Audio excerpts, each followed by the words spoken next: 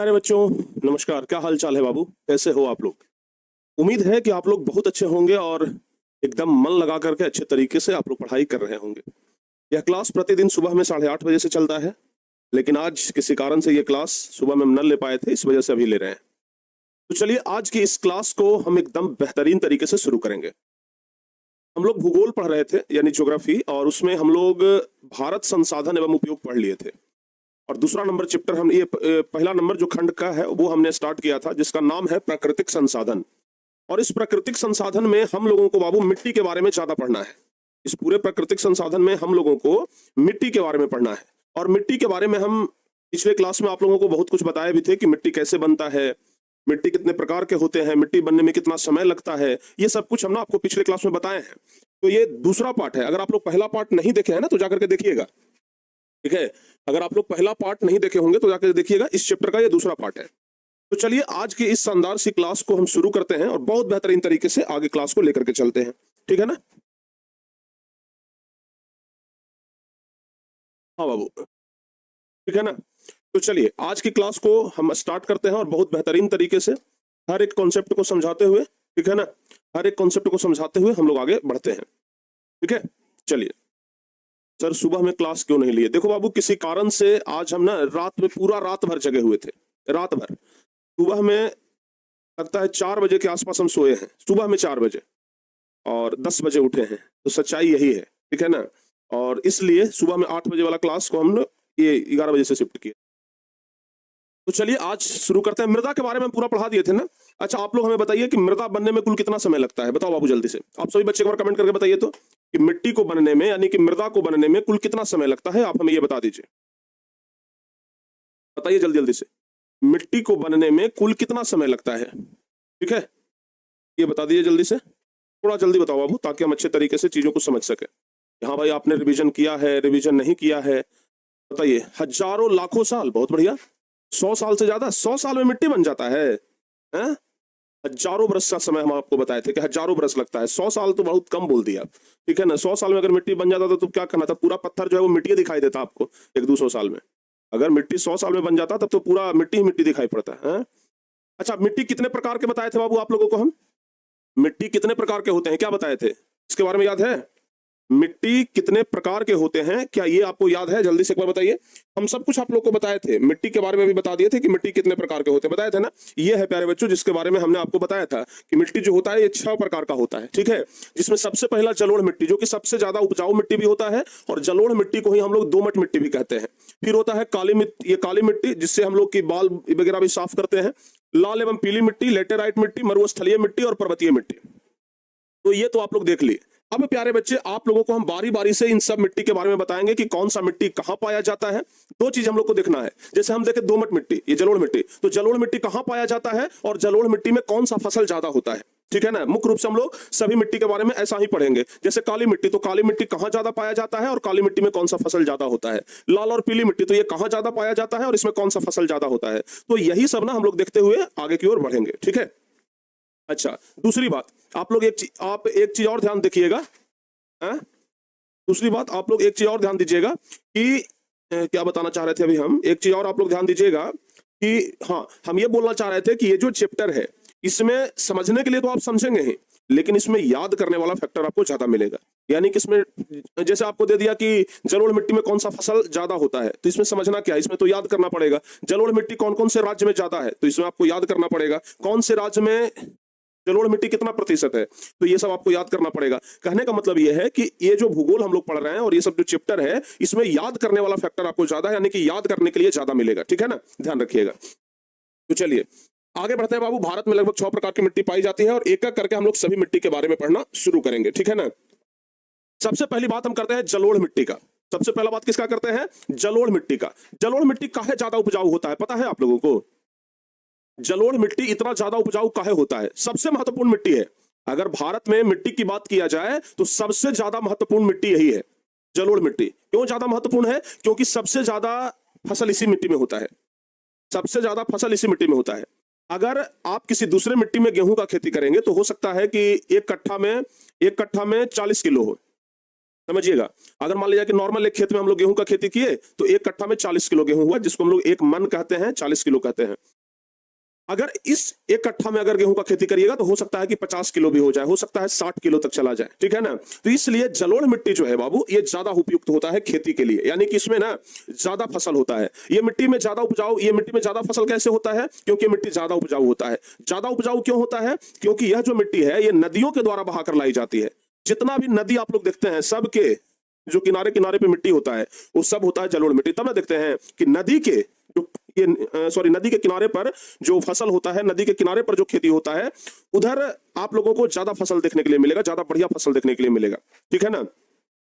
खेत सबसे ज्यादा होती है जलोढ़, हो सकता है, देखते हैं अभी हम लोग आगे उसके बारे में पढ़ेंगे। एक कट्ठा में 80 केजी होता है सर। नहीं, गेहूं तो 80 केजी नहीं हो सकता है। हाँ, धान अगर रहेगा तो वो 80 केजी हो जाएगा, ठीक है ना। जैसे हम लोग के गांव में एक मतलब लोग बोलते हैं कि जैसे गेहूं जो हुआ कट्ठा में 2 मन हो गया, और ये सॉरी धान जो हुआ कट्ठा में 2 मन हो गया, और गेहूं जो हुआ कट्ठा में 1 मन होता है। 1 मन मतलब होता है 40 किलो, ठीक है ना। 2.5 मन मतलब होता है 1 क्विंटल। तो इस तरीके से हम लोग की तरफ मापन का ये पद्धति है। और आप लोग की तरफ 40 किलो को क्या बोलते हैं पता नहीं, लेकिन हम लोग की तरफ उसको बोलते हैं मन, 1 मन, ठीक है ना। अच्छा, अभी गर्मी का मौसम है। गर्मी के मौसम में आप लोग देखते हैं कि तारबूज, खरबूज, ककड़ी, खीरा, ये सब ना इसी प्रकार की मिट्टी में ज्यादा होगा, इसी प्रकार की मिट्टी में ये ज्यादा होगा। और सबसे ज्यादा अगर फसल कुछ चीज होता है ये जलोढ़ मिट्टी में, तो वो होता है मकई का खेती। मकई जानते हैं ना आप लोग, मकई का खूब भुट्टा खाते हैं, तो मकई का खेती सबसे ज्यादा होता है जलोढ़ मिट्टी में। आप चले जाइएगा खगड़िया, बिहार में ही, उत्तरी बिहार का एक ये जिला है खगड़िया, चले जाइए, कटिहार चले जाइए, उसके अलावा फिर आप इधर भागलपुर तरफ चले जाइए, पूर्णिया चले जाइए, मधेपुरा चले जाइए, उसके अलावा फिर और कौन है, किशनगंज, किशनगंज चले जाइए। इन सब जगहों पर आप जाएंगे ना तो मकई का खेती बहुत ज्यादा होता है। क्यों होता है बहुत ज्यादा? क्योंकि उधर प्रत्येक वर्ष बाढ़ आता है, समझिएगा। अभी हम आपको ऐसे ही समझा रहे हैं, बस आप लोग समझिएगा। खगड़िया तरफ आप लोग जाएंगे तो उधर ना बाढ़ प्रत्येक वर्ष आता है। आप लोग को पता है ना कि उत्तरी बिहार में बाढ़ ज्यादा आता है, तो उधर बाढ़ जब आता है ना तो मिट्टी के साथ बह करके ढेर सारा, ये नदी के साथ बह करके ढेर सारा ये आता है, जलोढ़ मिट्टी आता है। तो नदी का बहाव उधर ज्यादा है, जिसके कारण से जलोढ़ मिट्टी ज्यादा उधर है, और मकई का खेती सबसे ज्यादा उधर है। और जो मकई का खेती गंगा नदी के किनारे है, उन सब क्षेत्र को दियारा क्षेत्र बोलते हैं। क्या बोलते हैं बाबू? दियारा क्षेत्र बोलते हैं, समझिएगा इस बात को, ठीक है ना। हाँ, और सबसे ज्यादा भारत में है, 6.4 करोड़ हेक्टेयर भूमि में ये फैला हुआ है। कितना भूमि में है? 6.4 करोड़ हेक्टेयर। चलिए हम आपको साथ ही साथ ना बताते चलते हैं। ये जो मिट्टी है बाबू, 6.4 crore hectare, 6.4 crore hectare, 6.4 crore hectare भूमि में ये फैला हुआ है। 6.4 करोड़ हेक्टेयर भूमि में ये फैला हुआ है। हाँ, हल्का धुंधला रंग इसका होगा, भुरभुरा टाइप का ये मिट्टी होगा, ठीक है ना। और भारत में ये मिट्टी बहुत ज्यादा आपको मिलेगा, ठीक है। ज्यादातर आप लोग चले जाइए राजस्थान, हम तो बिहार का बात किए, खगड़िया ऐसा, लेकिन अगर भारत में बात किया जाए तो आप चले जाइए राजस्थान, गुजरात चले जाइए। कहां कहां बता रहे हैं हम? एक तो आप चले जाइए राजस्थान, ठीक है ना। आप चले जाओ बाबू राजस्थान, आपको ये सब मिट्टी ज्यादा देखने के लिए मिलेगा। गुजरात चले जाइए, ये सब मिट्टी आपको ज्यादा देखने के लिए मिलेगा। तो राजस्थान तरफ हो गया, गुजरात तरफ हो गया, गोदावरी नदी, कृष्णा नदी, ये गोदावरी हो गया, कृष्णा नदी और कावेरी नदी, ठीक है ना। इसके ये जो नदी है गोदावरी हो गया, ये कौन कौन नदी बोले? गोदावरी, गोदावरी, कावेरी और कृष्णा। गोदावरी, कावेरी और कृष्णा, ये तीनों नदी के किनारे पर जाइएगा ना, तो किनारे किनारे पर जितना भी शहर बसा हुआ है, उन सब जगह पे आप जितना गांव है, शहर है, सब जगह पर आपको यही जलोढ़ मिट्टी देखने के लिए मिलेगा, ठीक है। और इसमें ऐसे तो सब फसल होता है, चावल भी होता है, गेहूं भी होता है, मकई भी होता है, दलहन का भी फसल होता है, लेकिन गेहूं का, ये मकई का फसल इसमें सबसे बढ़िया होता है, ठीक है ना। तो ये आप लोग ध्यान रखिएगा। बताओ अब समझ में आ गया? सभी बच्चों को समझ में आ गया? जल्दी जल्दी से बता दीजिए, कॉन्सेप्ट क्लियर हो तो।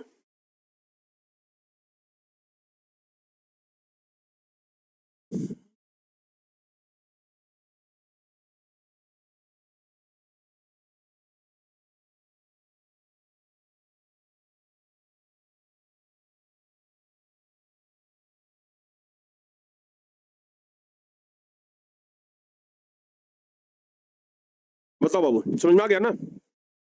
तो यही है जलोढ़ मिट्टी। इसके बारे में हम लोग पूरे विस्तार से लिखेंगे, परीक्षा में आएगा तो। सर हेक्टेयर क्या? अच्छा हेक्टेयर, देखो अब 1 हेक्टेयर बराबर कितना होता है, आप लोग को हम ये चीज बता देते हैं। 1 हेक्टेयर, 1 हेक्टेयर, अगर बीघा में बात करें, बीघा आपको पता है ना कि 1 बीघा में 20 कट्ठा होता है। 1 बीघा में 20 कट्ठा होता है, ये तो आपको पता है। 1 बीघा में 20 कट्ठा। 1 हेक्टेयर में लगभग लगभग प्यारे बच्चों 3.9 बीघा होता है, यानी लगभग लगभग 4 बीघा के बराबर होता है, ठीक है ना। 1 हेक्टेयर यानी 1 हेक्टेयर मतलब लगभग आप 80 कट्ठा बोल सकते हैं, उससे थोड़ा सा कम होता है। तो इतना होता है 1 हेक्टेयर कहने का मतलब। और सोचिए ये मिट्टी पूरे भारत में 6.4 करोड़ हेक्टेयर है। इतना ज्यादा मिट्टी होगा, आप समझ सकते हैं, ठीक है ना। तो चलो बाबू आज हम लोग ना इसके बारे में देख लेते हैं, इसके बारे में क्या क्या हम लोगों को याद रखना पड़ेगा। तो जलोढ़ मिट्टी के बारे में अगर परीक्षा में आ जाए या फिर किसी प्रकार का कोई ऑब्जेक्टिव क्वेश्चन आ जाए तो आप लोग कुछ इस तरीके से इसको आप लोग लिख सकते हैं, ठीक है ना। जलोढ़ मिट्टी भारत में विस्तृत रूप से फैली हुई सर्वाधिक महत्वपूर्ण मिट्टी है। ज्यादातर याद करने वाला पार्ट है, आप लोग याद रखिएगा।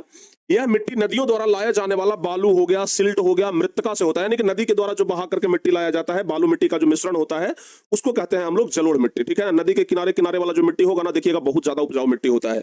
इसका रंग धुंधला से लेकर के लालिमा लिए भूरे रंग का होता है। भारत में यह मिट्टी लगभग 6.4 करोड़ हेक्टेयर भूमि पर फैला हुआ है। भारत में यह मिट्टी कितना है? 6.4 करोड़ हेक्टेयर। समझ में आ गया ना। भारत में यह मिट्टी कितना है? 6.4 करोड़ हेक्टेयर। ध्यान रखिएगा। जलोढ़ मिट्टी राजस्थान, गुजरात, पूर्वी तटीय मैदान स्थित महानदी गोदावरी, कृष्णा और कावेरी नदियों के तट पर बसे राज्यों में मिलती है। कहां कहां पर बाबू? राजस्थान में आपको यह मिट्टी ज्यादा मिलेगा, गुजरात में यह मिट्टी ज्यादा मिलेगा, महानदी के किनारों पर, गोदावरी नदी के किनारों पर, कृष्णा नदी के किनारों पर, कावेरी नदी के किनारों पर, ये सब के किनारों पर ना आप लोगों को, ठीक है ना, समझ में आ गया ना।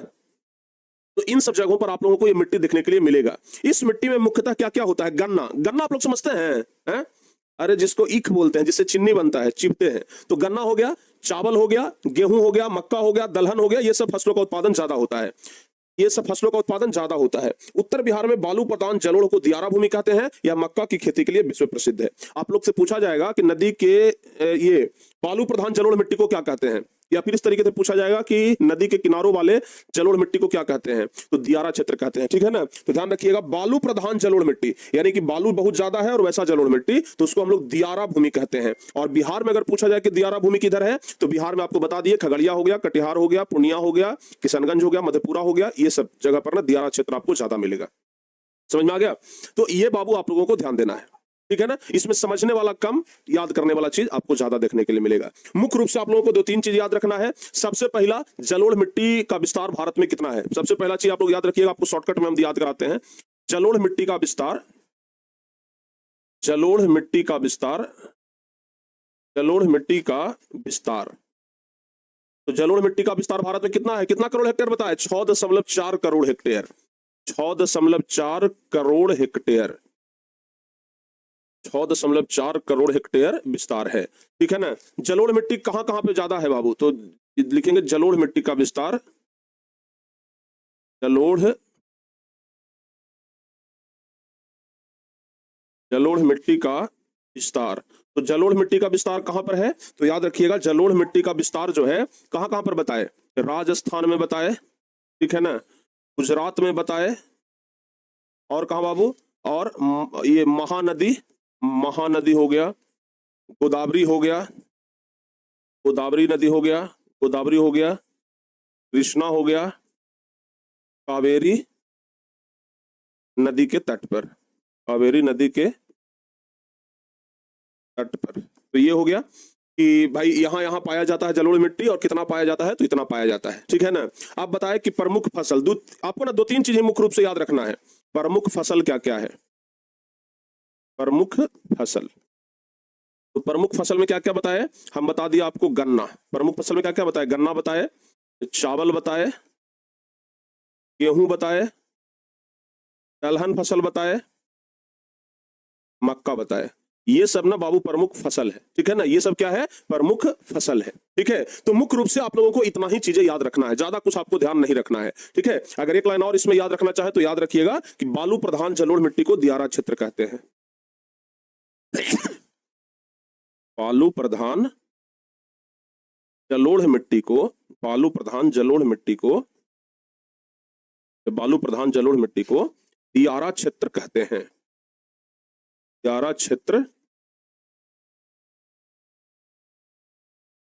कहते हैं। बताओ अब कॉन्सेप्ट क्लियर? याद हो जाएगा? याद हो जाएगा? एक बार जल्दी से बताइए आप लोग। हाँ, मक्का हो गया, गन्ना, चावल, गेहूं, दलहन फसल सब सही है। क्या चीज का टाइम पूछ रहे हो भाई? कि सर जी टाइम बता दीजिए। दियारा क्षेत्र समझ में आ गया ना।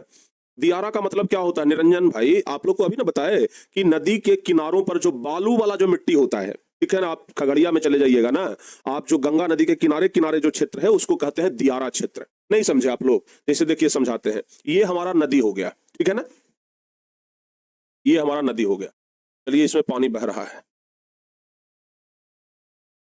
ये हमारा नदी हो गया, ठीक है ना बाबू। मान लेते हैं ये गंगा नदी है, तुम लिख दिए गंगा नदी, गंगा नदी, ठीक है। अब इसके अगल बगल में जो ये सब क्षेत्र होगा, इसके अगल बगल में ऊपर होगा और नीचे वही सब जो क्षेत्र होगा, इसमें बालू का मात्रा ज्यादा होगा, ठीक है ना, बालू प्रधान मिट्टी, इसको क्या कहेंगे? बालू प्रधान मिट्टी बोलेंगे। यानी कि इधर मिट्टी जो होगा ना वो ज्यादातर उसमें बालू का अंश होगा, क्योंकि नदी के बगल में है, नदी के बगल में ना जमीन है, तो नदी के बगल में आपको बालू ज्यादा देखने के लिए मिलेगा। जैसे नदी से हट करके अगर आपका खेत है, जो खेत आपके गांव में है, तो उसमें बालू कम मिलेगा, मिट्टी ज्यादा मिलता है। लेकिन नदी के बगल में चल जाइएगा तो नदी के बगल में आपको तो खेत में ज्यादातर बालू देखने के लिए मिलेगा, मतलब मिट्टी में बालू का मात्रा बहुत ज्यादा होगा। तो जो बालू प्रधान मिट्टी है जिसमें बालू का मात्रा ज्यादा है, इसी को हम लोग बोलते हैं दियारा क्षेत्र। क्या बोलते हैं बाबू? दियारा क्षेत्र बोलते हैं, ठीक है ना। इधर भी दियारा क्षेत्र कहलाएगा और ऊपर में भी दियारा क्षेत्र कहलाएगा। यानी कि नदी के दोनों तरफ जो का जो क्षेत्र है उसको हम लोग दियारा क्षेत्र कहेंगे। समझ में आ गया? समझ में आ गया बाबू? हैं? एसएसटी से प्रेम हो गया है, बहुत बढ़िया जी। तो बताइए, ये आपका जलोढ़ मिट्टी पूरा कॉन्सेप्ट क्लियर हो गया हो तो एक बार जल्दी से बताइए। हाँ सर जी क्लियर हो गया है, बताओ बाबू जल्दी से। अगर खाली बालू नहीं रहता है भाई, कितना आप लोगों को हम बताएं, खाली बालू नहीं रहता है, मिट्टी रहता है लेकिन उसमें बालू का मात्रा ज्यादा होता है, ठीक है ना। बालू और मिट्टी का जो मिश्रण है जिसमें बालू का मात्रा ज्यादा हो और मिट्टी का मात्रा कम हो, वैसे मिट्टी को, ये वैसे क्षेत्र को दियारा क्षेत्र कहते हैं। और वैसे मिट्टी को बोलते हैं जलोढ़ मिट्टी, बालू प्रधान, जिसमें बालू की मात्रा ज्यादा हो, ठीक है ना, ध्यान रखिएगा। दलहन फसल मतलब नहीं समझते हैं? दलहन फसल कहने का मतलब हो गया कि चना का दाल, मतलब जिसका दाल बनता है, वैसा फसल जिसका दाल बनता है उसको दलहन फसल कहते हैं, ठीक है ना। वैसा फसल जिसका दाल बनता है उसको दलहन फसल कहते हैं। और कोई प्रॉब्लम है बाबू तो बताओ, नहीं तो जल्दी से लिखिए कॉन्सेप्ट क्लियर। अगर और कोई प्रॉब्लम बच रहा है तो बताइए, नहीं तो लिखिए कॉन्सेप्ट क्लियर।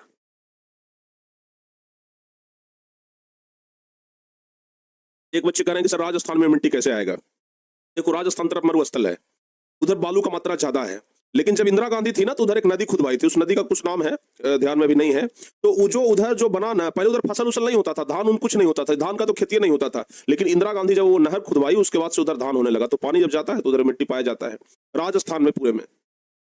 मरुस्थल के बगल वाले क्षेत्र में नहीं बोल रहे, मरुस्थल के बगल में तो मरुस्थलीय मिट्टी पाया जाएगा, मरुस्थल से कुछ दूर हट करके ये सब मिट्टी आपको देखने के लिए मिल जाएगा। बाबू कॉन्सेप्ट क्लियर हो गया? चलिए, खादर और बांगर मतलब लास्ट में आपको बताएंगे, वो अभी नहीं पढ़ना है, ठीक है ना। अब आगे बढ़ते हैं प्यारे बच्चों। अब दूसरा जो हमारा मिट्टी है वो है काली मिट्टी। दूसरा मिट्टी है काली मिट्टी, ठीक है ना, काली मिट्टी। अब काली मिट्टी कहता है कि हम काले हैं तो क्या हुआ, दिल वाले हैं, ठीक है ना। काली मिट्टी कहता है कि भले हम काले हैं लेकिन हमारा यूज बहुत ज्यादा है, इस पर लग जाएंगे उसको गोरा बना देंगे, ठीक है ना। तो इसलिए इसके पास दिल बहुत बड़ा है, कहता है कि हम काले हैं तो क्या हुआ, दिल वाले हैं, ठीक है ना। तो ये जो काली मिट्टी है इसका उपयोग बहुत ज्यादा है। लोग देखते होंगे कि चेहरा पे लगा देते हैं, अगर किसी के चेहरा पे अगर दाग धब्बा दिखाई दे रहा है तो कहता है कि काला मिट्टी लगाओ। ऐसे तो आमतौर पर लोग मुल्तानी मिट्टी लगाते हैं, लेकिन पहले ना गांव में लोग काला मिट्टी लगाते थे। आज हम लोग साबुन से या शैम्पू से नहाते हैं, लेकिन पहले जो है ना वो हम लोग काली मिट्टी से ही अपना बाल साफ करते थे। और काली मिट्टी से जैसा बाल चमक जाता था वैसा शैम्पू से भी नहीं चमकता है, समझ में आ गया ना। तो काली मिट्टी बड़ा उपयुक्त है, और काली मिट्टी जो है ना वो फसल के लिए भी बड़ा उपयुक्त है। काली मिट्टी जो है वो फसल के लिए भी बहुत उपयुक्त है। और इसका एक दूसरा नाम है प्यारे बच्चों, इसका नाम है रेगुर मृदा। नाम क्या है? रेगुर। नाम क्या है बाबू इसका? काली मिट्टी को ही एक और नाम से हम लोग जानते हैं जिसको कहते हैं रेगुर मृदा। रेगुर मृदा, ठीक है ना। काली मिट्टी को ही क्या कहते हैं? रेगुर मृदा कहते हैं। इसका रंग काला होता है, आमतौर पर गांव घर में भी कहीं कहीं पे मिल जाएगा, ठीक है ना।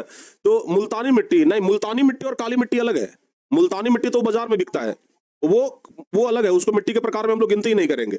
हम यहाँ पर बता रहे हैं काली मिट्टी, ठीक है ना। हाँ काली मिट्टी, करिका मिट्टी जिसको गांव में बोलते हैं, ठीक है ना।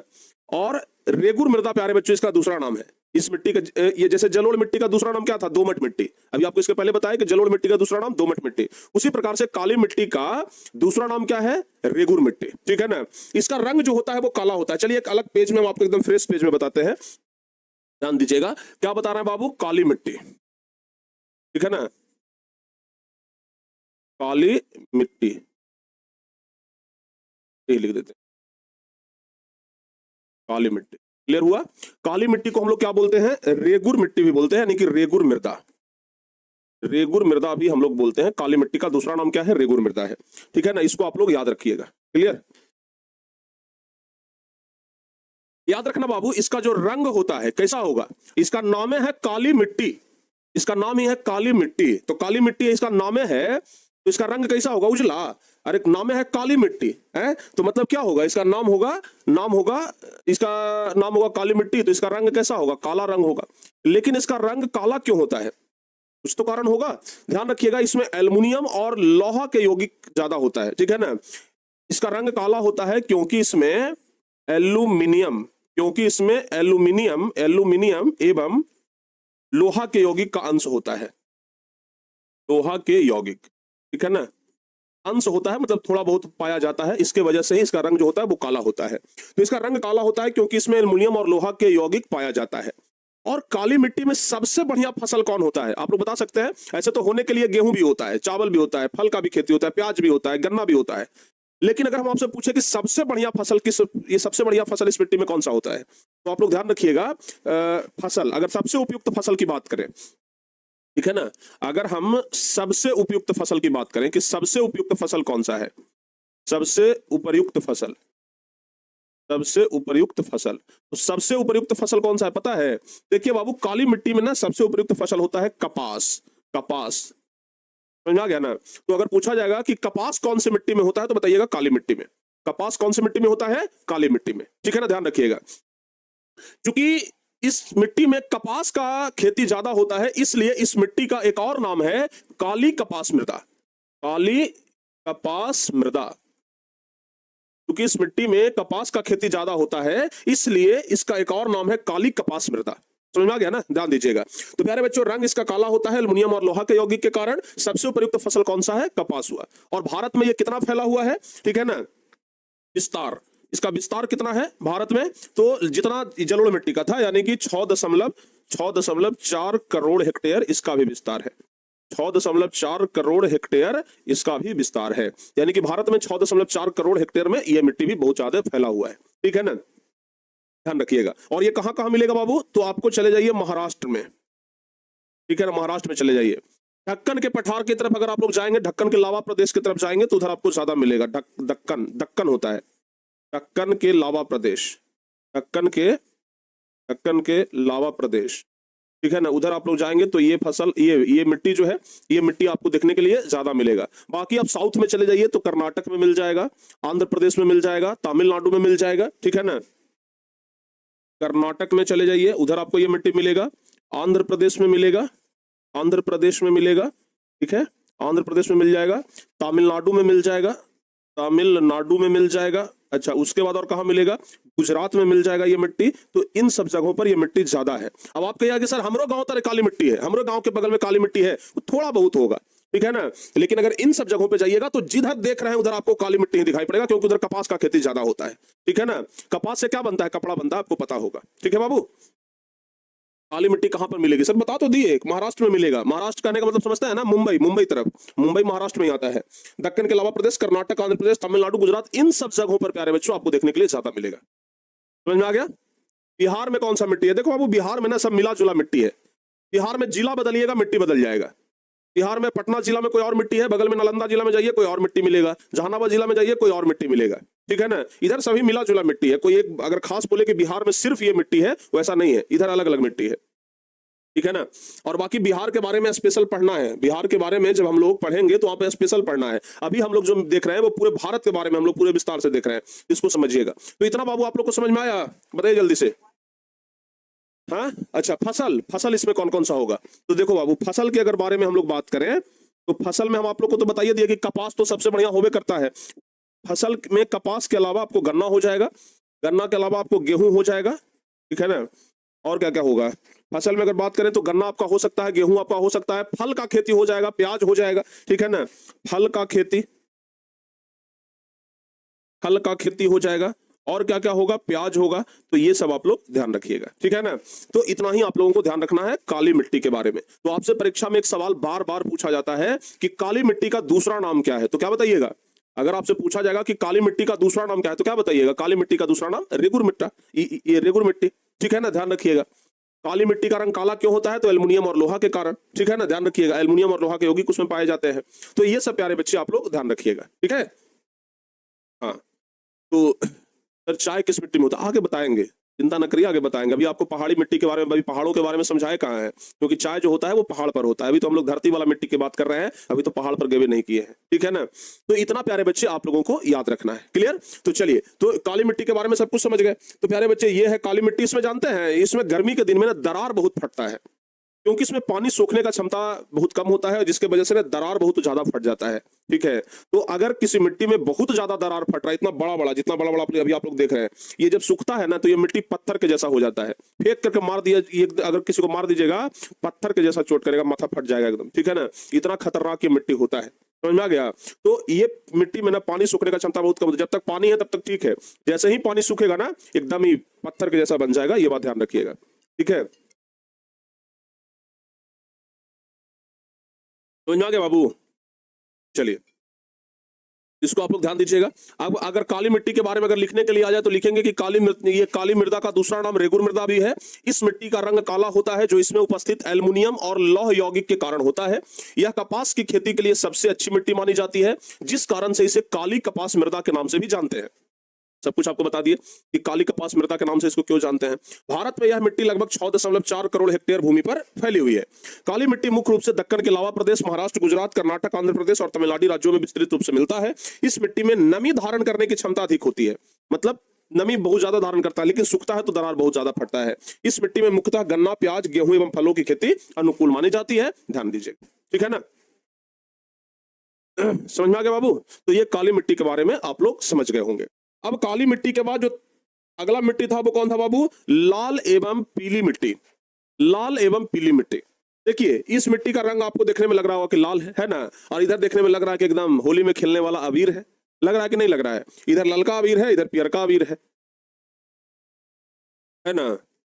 हाँ, तो इधर आपको लाल वाला मिट्टी मिलेगा, इधर पीला वाला मिट्टी। इसी को बोलते हैं लाल एवं पीला मिट्टी, रंग के आधार पर। क्योंकि इसका रंग लाल होता है और पीला होता है, इसलिए इसको क्या बोलते हैं? लाल मिट्टी या पीला मिट्टी बोलते हैं। समझ में आ गया ना। हाँ, जहां पर 100 सेंटीमीटर से भी कम वर्षा होती है, वर्षा को सेंटीमीटर में नापा जाता है, ठीक है ना। तो जहां पर भी 100 सेंटीमीटर से कम वर्षा होती है, जैसे प्रायद्वीपीय पठार ये सब हो गया, उधर ना आप लोगों को ये मिट्टी ज्यादा देखने के लिए मिलेगा। समझ में आ गया ना। अब इस मिट्टी का रंग लाल क्यों होता है? क्योंकि इसमें भी लोहा का अंश होता है। ध्यान से एकदम देखिएगा, इस मिट्टी का रंग लाल इसलिए होता है क्योंकि लोहा का अंश, लौहांश जिसको बोलते हैं, इसमें मौजूद होता है। समझ में आ गया ना।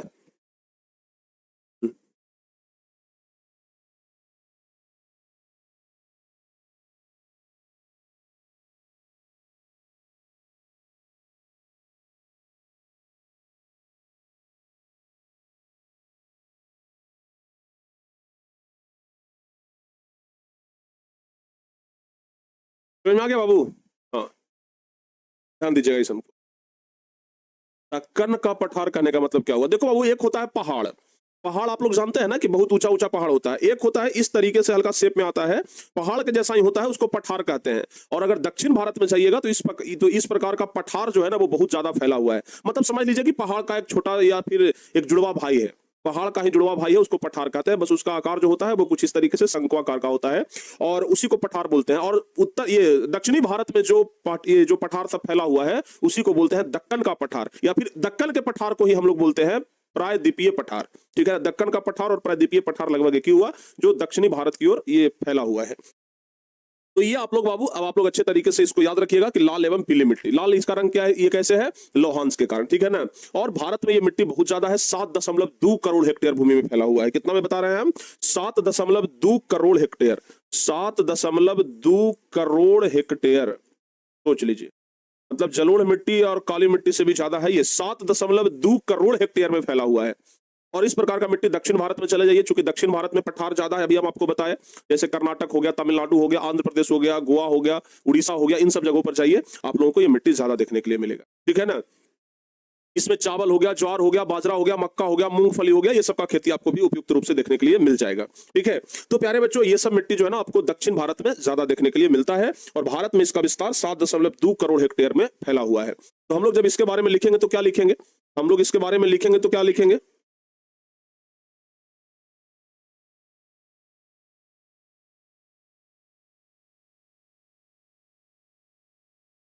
ठीक है ना। इसके बारे में हम लोग क्या लिखेंगे बाबू? लाल एवं पीली मिट्टी के बारे में ध्यान से सुनिएगा। लाल एवं पीली मिट्टी के बारे में हम लोग लिखना शुरू करेंगे कि इस प्रकार के मिट्टी का विकास प्रायद्वीपीय पठार के, आप बता दिया ना आपको कि प्रायद्वीपीय पठार मतलब क्या होता है। प्रायद्वीपीय पठार मतलब बाबू याद रखिएगा, दक्षिण भारत की तरफ फैले हुए पठार को ये दक्कन का पठार या प्रायद्वीपीय पठार कहते हैं। जो पठार दक्षिण भारत में फैला हुआ है, ठीक है ना, उसको हम लोग दक्कन का पठार या प्रायद्वीपीय पठार बोलते हैं। तो इस प्रकार के मिट्टी का विस्तार प्रायद्वीपीय पठार के पूर्वी एवं दक्षिणी हिस्से में रवेदार आग्नेय चट्टानों के द्वारा सामान्यतः 100 सेंटीमीटर से कम वर्षा वाले क्षेत्रों में हुआ है। यानी कि जहां पर भी 100 सेंटीमीटर से कम वर्षा होता है वहां पर आप लोगों को ये सब देखने के लिए मिलेगा। ये मिट्टी, इस मिट्टी का रंग लाल इसलिए होता है क्योंकि इसमें लौहांश की मात्रा होती है एवं लोहे का अंश होता है, यानी कि लौहांश की मात्रा होती है। इसका विस्तार भारत के कुल कृषि भूमि का 7.2 करोड़ हेक्टेयर भूमि पर पाया जाता है। 7.2 करोड़ हेक्टेयर भूमि में इसका फैलाव है। ये सब ना ऑब्जेक्टिव क्वेश्चन में आपसे पूछा जाएगा बाबू, इसको याद रखिएगा। भारत में इसका विस्तार कितना है? 7.2 करोड़ हेक्टेयर। लाल एवं पीली मिट्टी मुख्य रूप से तमिलनाडु हो गया, कर्नाटक हो गया, आंध्र प्रदेश हो गया, गोवा हो गया, उड़ीसा हो गया, दक्षिण पूर्वी महाराष्ट्र हो गया, छोटा नागपुर का पठार, मेघालय का पठार, इन सब जगहों पर विस्तृत रूप से मिलता है। अब देखिए, मेघालय में जो पठार है उसको मेघालय का पठार, इधर छोटा नागपुर में जो पठार है उसको छोटा नागपुर का पठार बोलते हैं, ठीक है ना। इसे आप लोग ध्यान रखिएगा। जैव पदार्थों की कमी के कारण यह मिट्टी जलोढ़ और काली मिट्टी की अपेक्षा कम उपजाऊ होता है। यानी कि जितना उपजाऊ जलोढ़ मिट्टी और काली मिट्टी होता है उतना उपजाऊ यह मिट्टी नहीं होता है, ठीक है ना। यानी कि ये जो मिट्टी है लाल एवं पीली मिट्टी, ये ज्यादा उपजाऊ नहीं है, ये बहुत कम उपजाऊ मिट्टी होता है। इस मिट्टी में उर्वरक और सिंचाई की व्यवस्था करके, यानी कि अगर बढ़िया से उर्वरक का, खाद और पानी का व्यवस्था करके ज्वार, बाजरा, मक्का, चावल, मूंगफली, तंबाकू और फल का उत्पादन किया जा सकता है। तो इन सब चीजों को तो बाबू आप लोग याद रखिएगा। मुख्य रूप से आपको क्या याद रखना है? इसका फैलाव, इसका विस्तार भारत में कितना है? तो 7.2 करोड़ हेक्टेयर। हम इसको हाईलाइट कर देते हैं, आप लोग ध्यान दीजिएगा। 7.2 करोड़ हेक्टेयर भूमि में इसका फैलाव है, पहला तो कि ये याद रखिएगा। और मुख्य रूप से तमिलनाडु, कर्नाटक, आंध्र प्रदेश, इसका मुख्य रूप से विस्तार कहां पे है? गोवा, उड़ीसा, दक्षिण ये नागपुर का पठार, मेघालय का पठार, इन सब जगहों पर ये मुख्य रूप से फैला हुआ है। और इसमें कौन कौन सा फसल होता है तो ये आप लोग याद रखिएगा। बस यही 3-4 लाइन आपको याद रखना है, ठीक है ना। ये 3-4 लाइन याद रहेगा, बाकी आप पूरा लिख लेंगे, एकदम अच्छे तरीके से, ठीक है। हाँ ठीक है बाबू, इसको ना आप लोग अच्छे तरीके से याद रखें। सर बहुत नेट खाता है, ऐसा कैसे होता है? ज्यादा नेट नहीं खाएगा। आदमी का बॉडी किस मिट्टी का बना है? कौन प्रश्न पूछ लिया भाई? आदमी का बॉडी किस मिट्टी का बना है, ठीक है ना। अरे हम लोग भले कहते हैं कि मरने के बाद लोग मिट्टी में मिल जाते हैं, इसका मतलब थोड़ी ना कि मट्टी का बना हुआ है। ये आपको मट्टी का बना हुआ दिख रहा है जी, ये चमड़ा है, प्योर लेदर, ठीक है ना। हाँ, मिट्टी को सॉइल कहते हैं बाबू अंग्रेजी में।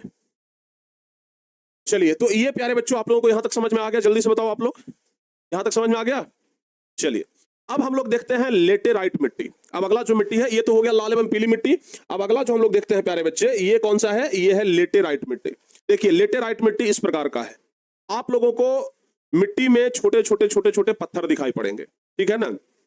छोटे छोटे पत्थर आप लोगों को दिखाई पड़ेंगे, जिसको कि हम लोग कह सकते हैं कि ऐसा मिट्टी है जिसमें कंकड़ का मात्रा ज्यादा होगा, ठीक है ना। कंकड़ का मात्रा ज्यादा होगा, और जिधर बहुत अधिक वर्षा होता है ना उधर ये इस प्रकार का मिट्टी आप लोगों को देखने के लिए ज्यादा मिलेगा। और भारत में इसका फैलाव बहुत कम है, सिर्फ 1.3 करोड़ हेक्टेयर। कितना है बाबू? 1.3 करोड़ हेक्टेयर। 1.3 करोड़ हेक्टेयर। भारत में इस प्रकार के मिट्टी का विस्तार कितना है? 1.3 करोड़ हेक्टेयर। समझ में आ गया ना? हाँ, और ये जो मिट्टी है चूंकि इसमें पत्थर का मात्रा ज्यादा है, और पत्थर में कोई ये ह्यूमस का मात्रा होता है जिसके कारण फसल उसमें बढ़िया हो, नहीं ना। पत्थर में फसल होगा जी, तो ध्यान रखिएगा कि इस मिट्टी में ह्यूमस का मात्रा नहीं होता है। ह्यूमस क्या होता है? मिट्टी में पाया जाता है जिसके कारण फसल बढ़िया होता है। तो इस मिट्टी में ना ह्यूमस का मात्रा तो एकदम ना के बराबर होता है, ठीक है। लेकिन हाँ, अगर खाद का और पानी का, यानी कि बढ़िया से अगर उर्वरक का व्यवस्था किया जाए और सिंचाई का व्यवस्था किया जाए तो चाय हो गया, कॉफी हो गया, इसके अलावा चाय, कॉफी, और ध्यान रखिएगा चाय हो गया, कॉफी हो गया, और एक चीज याद रखिएगा, काजू। चाय, कॉफी और काजू, अगर बढ़िया से उर्वरक का और सिंचाई का व्यवस्था किया जाए तो चाय, कॉफी और काजू का खेती इसमें बढ़िया हो सकता है। ये मिट्टी का विस्तार कहाँ है? आप लोग चल जाइए दक्षिणी भारत में। दक्षिण भारत में लगभग सब मिट्टी मिलता है। कर्नाटक हो गया, केरल हो गया, तमिलनाडु हो गया, बाकी फिर मध्य प्रदेश हो गया, उड़ीसा हो गया, असम हो गया, इन सब जगहों पर ये मिट्टी आपको देखने के लिए मिल जाएगा, ठीक है ना। सर ये सब सब्जेक्टिव में पूछा जाता है, सब्जेक्टिव से ज्यादा ऑब्जेक्टिव में पूछा जाएगा, तब ना हम आपको ऑब्जेक्टिव पर्पस से पढ़ा रहे हैं। सब्जेक्टिव में तो हो सकता है कि पूछे भी, नहीं भी पूछे, लेकिन ऑब्जेक्टिव में जरूर पूछा जाएगा। तब हम आपको हर एक चीज लिख करके और ऑब्जेक्टिव पर्पस से बता रहे हैं कि क्या क्या याद रखना है, ठीक है ना। तो इसमें चाय, कॉफी, काजू हो जाएगा। 1.3 करोड़ हेक्टेयर भूमि पर इसका विस्तार है। आपको हम क्या बताएं, कहां कहां में, तो दक्षिणी भारत में कुछ राज्यों का नाम लीजिएगा, केरल हो गया, महाराष्ट्र हो गया, और कहां बताया, ये कर्नाटक हो गया, फिर उधर मध्य प्रदेश हो गया, उड़ीसा हो गया, असम हो गया। इन सब जगहों पर आपको ये मिट्टी देखने के लिए ज्यादा मिलेगा, ठीक है ना। तो अब इसके बारे में याद रखिएगा, लेटेराइट मिट्टी के बारे में क्या याद रखेंगे बाबू, लेटेराइट मिट्टी के बारे में हम लोग, कि लेटेराइट शब्द की उत्पत्ति ग्रीक भाषा के लेटर शब्द से हुआ है। लेटेराइट शब्द की उत्पत्ति कहां से, ग्रीक भाषा के लेटर शब्द से हुआ है, जिसका शाब्दिक अर्थ होता है ईंट। इस प्रकार के मिट्टी का विकास उच्च तापन एवं अत्यधिक वर्षा वाले क्षेत्रों में हुआ है। कहां में, तो उच्च तापन और अत्यधिक वर्षा वाले क्षेत्रों में इसका विकास हुआ है। भारत में इस मिट्टी का विस्तार 1.3 करोड़ हेक्टेयर से भी अधिक भूमि पर है। भारत में इस मिट्टी का विस्तार 1.3 करोड़ हेक्टेयर से भी अधिक भूमि पर है। इसमें ह्यूमस की मात्रा न के बराबर होती है, यानी कि फसल जो है इसमें न के बराबर होता है, ठीक है ना, क्योंकि अधिक तापन के कारण जैविक पदार्थों को अपघटित करने वाले बैक्टीरिया नष्ट हो जाते हैं। यानी कि मिट्टी में जो बैक्टीरिया पाया जाता है जिसके कारण जैविक पदार्थ नष्ट होते हैं और फसल बढ़िया होता है, वो बैक्टीरिया ही क्या होता है, इसमें मर जाता है। खाद एवं अन्य उर्वरकों का उपयोग करके इस मिट्टी में चाय, कॉफी और काजू की खेती किया जा सकता है, ठीक है ना। तो बाबू 2-3 चीज आप लोग याद रखिएगा, इस मिट्टी में चाय, कॉफी और काजू की खेती किया जा सकता है। पहला तो ये बात आप लोग ध्यान रखिएगा, और इसका विस्तार याद रखिएगा 1.3 करोड़ हेक्टेयर, ठीक है ना। और ये मिट्टी कहां में पाया जाता है, तो कर्नाटक, केरल, तमिलनाडु, कर्नाटक, केरल, तमिलनाडु, मध्य प्रदेश, उड़ीसा, असम की पहाड़ियों में ये मिट्टी देखने के लिए मिलता है। तो आपको ज्यादा ध्यान नहीं रखना है, बस इतना ही ध्यान रखना है, ठीक है ना। हम तो इसलिए इतना लिखा दिए हैं कि अगर सब्जेक्टिव में आएगा तो आप लोग सब्जेक्टिव में लिख लीजिएगा, लेकिन अगर ऑब्जेक्टिव पर्पस से हो तो बस आप लोग ये याद रखिए कि लेटेराइट मिट्टी का विस्तार भारत में कितना है, तो 1.3 करोड़ हेक्टेयर। लेटेराइट मिट्टी में कौन सा फसल उपयुक्त होता है, तो चाय, कहवा और काजू का। और ये लेटेराइट मिट्टी किधर ज्यादा पाया जाता है, किस क्षेत्र में, तो कर्नाटक, केरल, तमिलनाडु, मध्य प्रदेश, उड़ीसा, असम की पहाड़ियों में सब ज्यादा देखने के लिए मिलता है। बस हो गया, ठीक है ना। हाँ, तो बाबू ये सब ना आप लोग अच्छे तरीके से ध्यान दीजिएगा। बायोलॉजी का ऑब्जेक्टिव नहीं दिया बाबू, बायोलॉजी का ऑब्जेक्टिव हम आपको क्या बोले थे कि लास्ट में ही हम आप लोग को दे देंगे, जब परिवहन, श्वसन, उत्सर्जन सब पढ़ा लेंगे तब एक के बाद सभी ये चैप्टर का देंगे, ठीक है ना। यहां तक कॉन्सेप्ट क्लियर हुआ बाबू, यहां तक कॉन्सेप्ट क्लियर हो गया ना, ध्यान दीजिएगा इसको, ठीक है। अब चलिए आगे क्या बचा है, मरुस्थलीय मिट्टी। इसके बाद जो मिट्टी है वह है प्यारे बच्चे मरुस्थलीय मिट्टी। मरुस्थल में इस प्रकार का मिट्टी आपको देखने के लिए मिलेगा, जहां पे कि कोई फसलें नहीं होगा, खाली आपको इस प्रकार का क्या देखने के मिलेगा, तो कांटा होता है, तो कांटा देखने के लिए मिलेगा, ठीक है ना।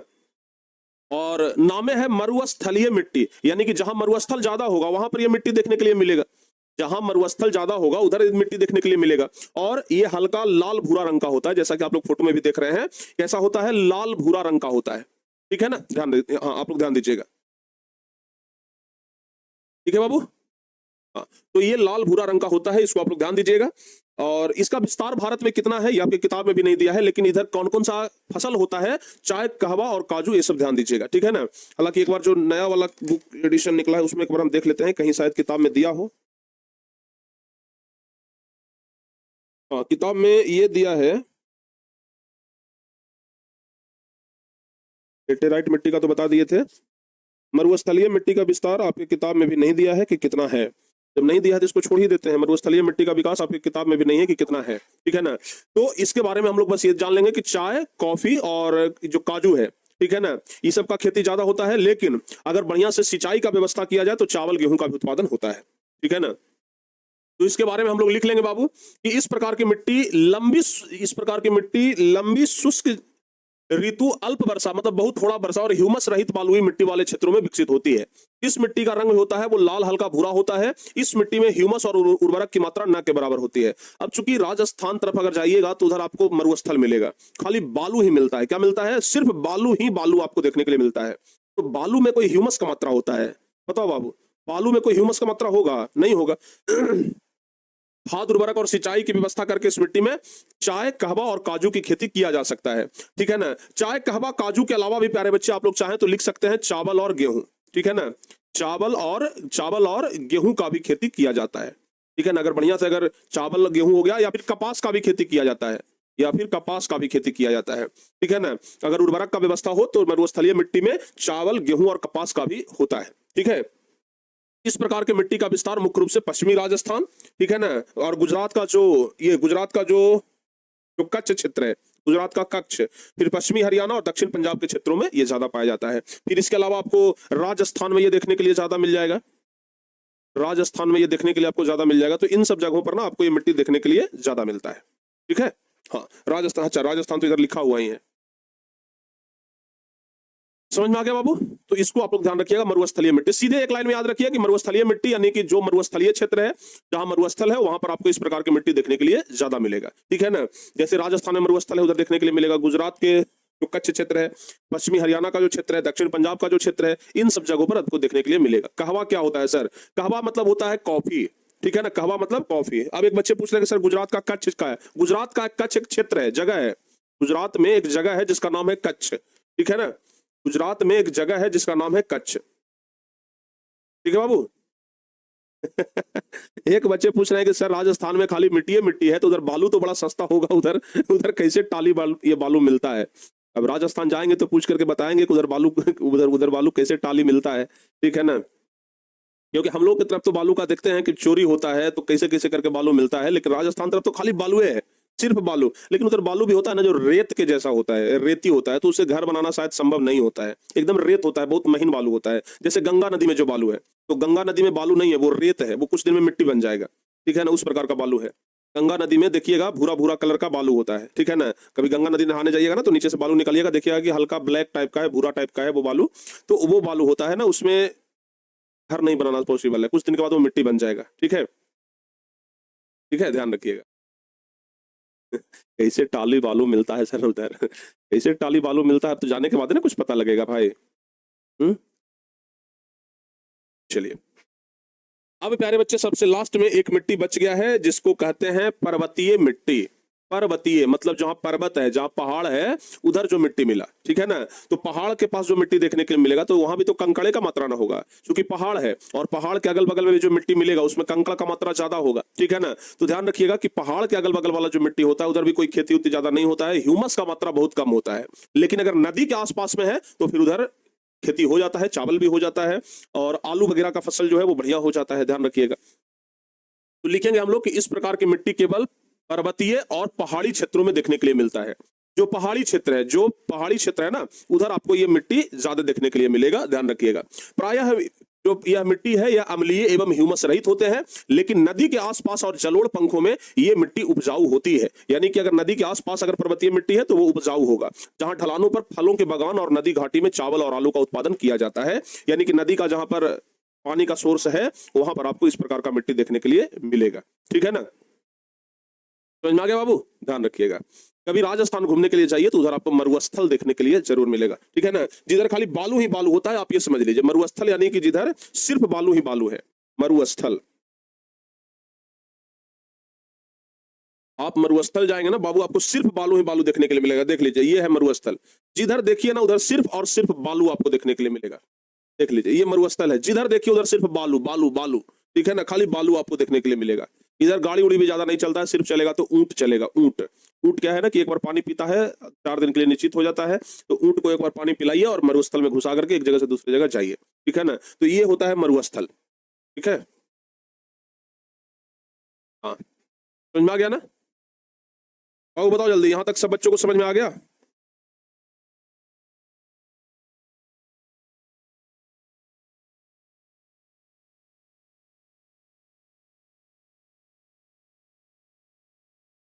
चलिए,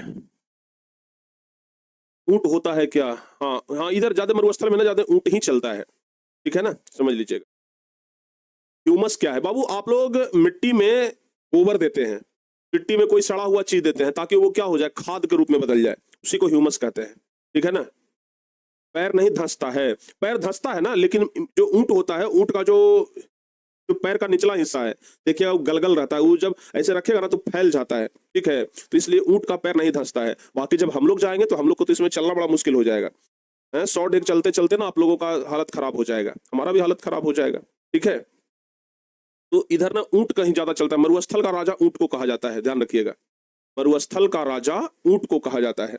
दुबई जो कि आज इतना बेहतरीन शहर बन गया, दुबई मरुस्थल था, लेकिन सोचिए कितना डेवलप कर गया। आज हम लोग जाते हैं दुबई घूमने के लिए, आ गया ना। सर राजस्थान जा रहे हैं बालू चोरी करने, जाइए बालू वहां से बिहार लाइएगा। जितना का एक कहावत चलता था कि अ, जितना का कैसे था, मतलब जितना का बालू नहीं होगा उससे ज्यादा लाने में आपको खर्चा पड़ जाएगा, ठीक है ना। बिहार में सैंड क्यों चोरी होता है? बिहार में बालू इसलिए चोरी होता है ना, क्योंकि यहाँ चालान काटा जाता है बालू पर, बालू का नीलामी होता है और बालू का चालान काटा जाता है। ठीक है, जैसे आप समझिए कि आप कोई सामान खरीदने के लिए गए दुकान से, तो जीएसटी के साथ वो सामान लीजिएगा तो आपको 18% महंगा पड़ेगा। या फिर अगर कोई बंदूक खरीदने गए तो बंदूक का लाइसेंस आपके पास होना चाहिए ना। आप बंदूक तो खरीदने के लिए जा रहे हैं, जैसे ये बंदूक हो गया, तो बंदूक तो आपको 50,000 में मिल जाता है बाजार में, लेकिन उसको खरीदने के लिए लाइसेंस चाहिए। उसी प्रकार से सरकार जो है वो बालू बेचने के लिए लाइसेंस देती है, इसको कहते हैं चालान। तो हर एक गाड़ी का चालान कटवाना पड़ता है कि भाई अगर एक गाड़ी ले जा रहे हैं तो सरकार को इसका इतना पैसा जाएगा, चालान कटेगा। लेकिन कुछ लोग क्या होते हैं, वो जो ये जो चालान का पैसा बचाने के लिए चालान नहीं कटवाते हैं। चालान का पैसा ना बचाना चाहते हैं कि भाई चालान नहीं कटाएंगे, चोरी छुपे बेच देंगे। उससे क्या होता है कि मार्केट में आप गए, सबका बालू का रेट आपका महंगा है, क्योंकि सब लोग चालान कटवैले हैं। तो सब मान लिया जाए कि 5,000 रुपया में एक गाड़ी बेच रहा है, ये उसके पास क्या है, चालान है, लेकिन आपने चालान नहीं कटवाया, तो आप अगर 4,000 रुपया को भी बेच दीजिएगा ना तो आपका फायदा ही हो जाएगा। तो जल्दी आपका बालू बिक जाएगा, सस्ता बिक जाएगा, लोग आपके बालू को जल्दी खरीद लेंगे, क्योंकि लोगों को तो बालू खरीदने से मतलब है, चालान फलान से थोड़ी मतलब है। तो इसलिए लोग चालान नहीं कटवाना चाहता है कि चलो थोड़ा सस्ता भी बेच देंगे, फायदा भी ज्यादा हो जाएगा, सरकार को पैसा नहीं देना पड़ेगा। तो सरकार को पैसा न देने के लिए वो बालू का चोरी कर लेता है, यानी कि चालान नहीं कटवाता है, और जब पकड़ाता है तो वही सब चल जाता है। ठीक है ना। हाँ, जितना का बउआ ना उतना का झुनझुनना। हाँ, एक कहावत चलता था कि जितना का बउआ ना उतना का झुनझुनना।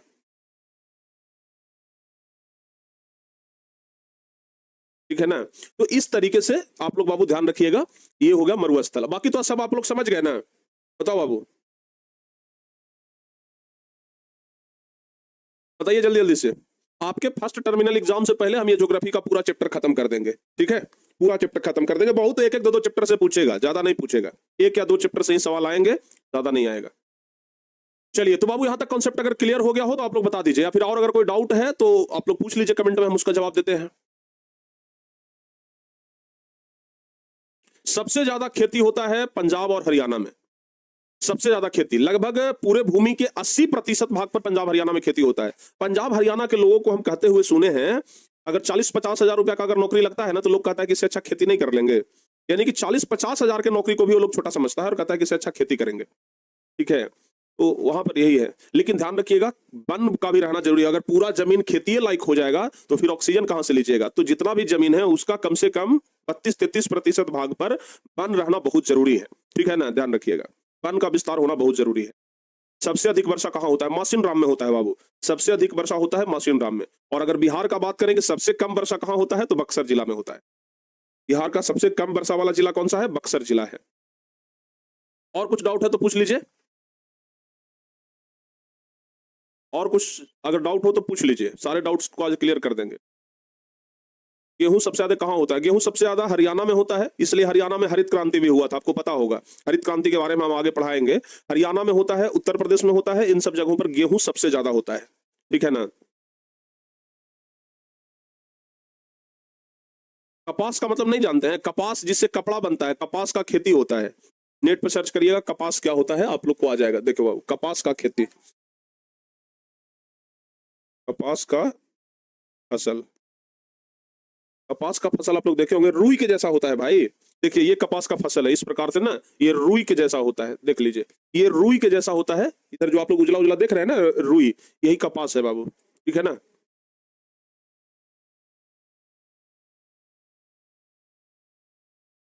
भारत में तो लगभग 54% जो भूमि है ना वो कृषि लायक है। अभी हम आपको आगे बताएंगे, जस्ट वही बताएंगे। सरसों का खेती कहाँ होता है? हमारे गांव में होता है, आ जाइएगा। ठीक है ना, देखने के लिए, फोटो खिंचवाने के लिए। सरसों। चलिए आगे बढ़ते हैं बाबू। अब थोड़ा सा और बता देते हैं, बाकी हम कल बताएंगे इसके बारे में। देखिए, याद रखिएगा कि भारत में जितना भूमि है उसका कृषि मातृभूमि 54% भूमि पर ही कृषि होता है। कहने का मतलब कि अगर ये भारत का भूमि हो गया, ठीक है ना, तो ये हो गया 54%। ठीक है ना, 54% जो है वो कृषि योग्य भूमि है। कृषि योग्य भूमि जो है वो कितना है? 54% है। कृषि योग्य भूमि कितना है? 54% है, ध्यान रखिएगा।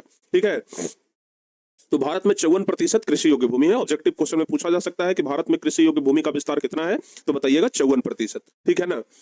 पंजाब और हरियाणा में कुल भूमि का लगभग 80% भाग पर खेती होता है। अभी आपको बताएं कि सबसे ज्यादा खेती कहां होता है, तो पंजाब और हरियाणा में ही होता है।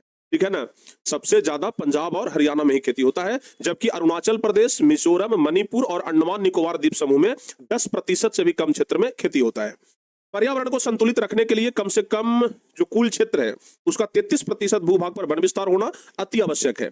वन का विस्तार बढ़ाने के लिए 1952 में राष्ट्रीय वन नीति भी बनाया गया, लेकिन आज भी मात्र 20% भूभाग पर ही वन का विस्तार है। यानी कि वन कम से कम कितना होना चाहिए, कुल भूमि के 33% भाग पर वन होना चाहिए। 33%, लगता है ना छींक आएगा।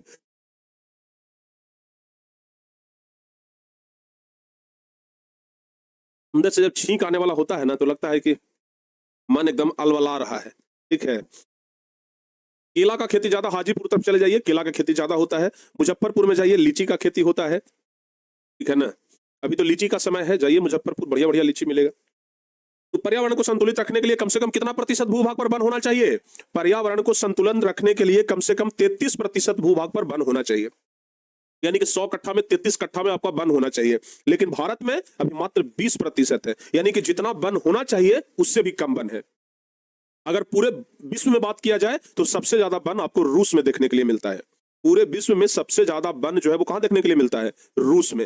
हालांकि रूस का क्षेत्रफल भी बहुत ज्यादा है, भारत के क्षेत्रफल से ज्यादा रूस का क्षेत्रफल है। ठीक है ना। लीची, मुजफ्फरपुर जाना जाता है लीची के लिए। नारियल का खेती आपको कर्नाटक, तमिलनाडु यानी कि दक्षिणी भारत में जाइए, उधर नारियल का खेती ज्यादा मिलेगा। नारियल का खेती ना दक्षिणी भारत में ज्यादा मिलता है बाबू, ये सब ध्यान रखिएगा। हाजीपुर का सांसद कौन है? अरे भाई आप तो राजनीति पढ़ने लग गए, चिराग पासवान है शायद। ठीक है। तो प्यारे बच्चों, आज हम आप लोगों को पूरा मिट्टी के बारे में बता दिए। 6 प्रकार का मिट्टी होता है, ये 6 प्रकार के मिट्टी के बारे में हम आपको बता दिए। एक बार जल्दी से आप लोग कमेंट कर दीजिए कि सर आज जो भी क्लास हुआ है पूरा कॉन्सेप्ट क्लियर है। बाबू बताओ जल्दी से, जो भी क्लास हुआ है उसका पूरा कॉन्सेप्ट क्लियर है? हैं?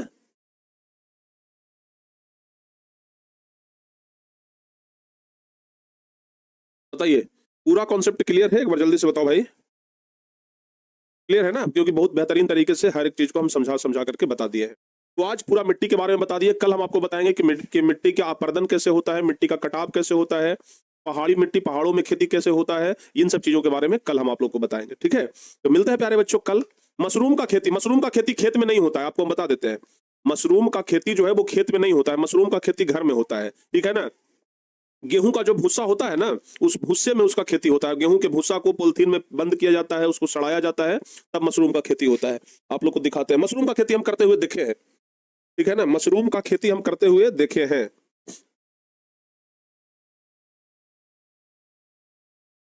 मशरूम का खेती ना हम करते हुए देखे हैं। हमारे एक दोस्त थे, उनके घर में मशरूम होता था। देखिए, ये देख लीजिए, घर में मशरूम लगा हुआ है ना। देखिए मशरूम कहाँ लगा हुआ है? घर में लगा हुआ है, देख रहे हैं ऊपर से छत है, मशरूम लगा हुआ है। तो मशरूम जो है ना वो कहाँ होता है? घर में ही ज्यादातर होता है।